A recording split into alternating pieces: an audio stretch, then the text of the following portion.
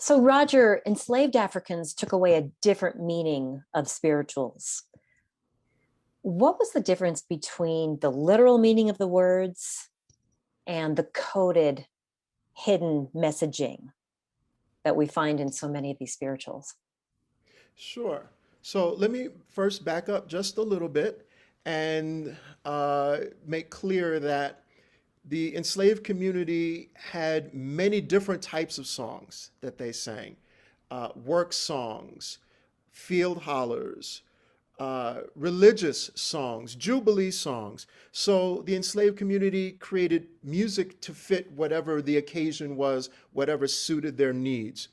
When we're talking about the Negro spirituals, we're talking about those religious folk songs that grew out of the confluence of African culture, their inherent culture that they brought with them, their exposure to Christianity, both in terms of the religion as well as the music that accompanied that religion, Protestant hymnody and so forth, and then also their social context of slavery.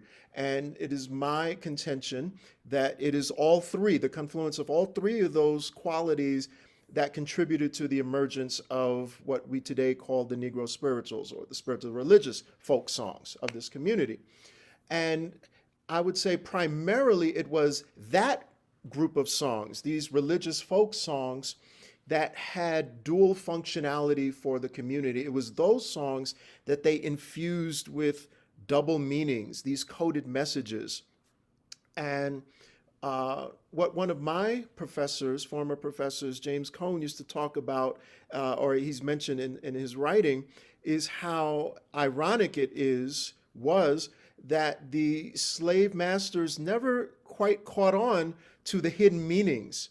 And I think because they were so well infused, embedded, if you would, within the text of the Christian meanings garnered from biblical stories and biblical text, and as well as talking about the sorrows that they had from the atrocities of slavery.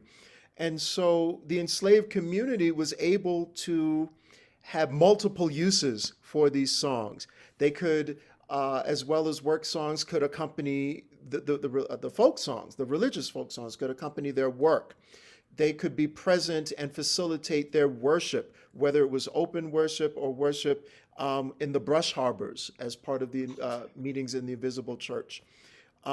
They could contain hidden meanings, these coded double messages for cues about plans for escape and freedom.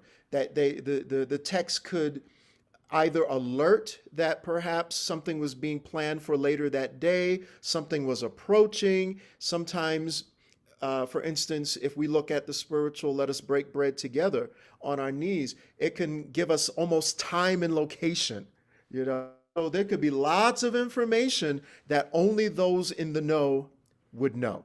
So, how would that translate, breaking bread together? How would that translate to knowing time and location, for instance? Well, yeah, yeah. So for some people are aware that the the Africans that were brought to these shores came from the west coast, the west part of the continent, and the Africans that came here were had very or participated in various faith traditions and religions, and one of them was Islam. Mhm. And one of the facets of Islam is these multiple times during the day in which one would pray. So when you say, when I fall on my knees, falling on one's knees is a posture of prayer. And when you say, with my face rising sun, that's giving you time of day because the sun only rises at one time of the day. And where does the sun rise? It rises on the east, falls in the west. So you know that it gives you time, location, and almost place. Hmm. With my face to the rising sun. Yeah. Yeah.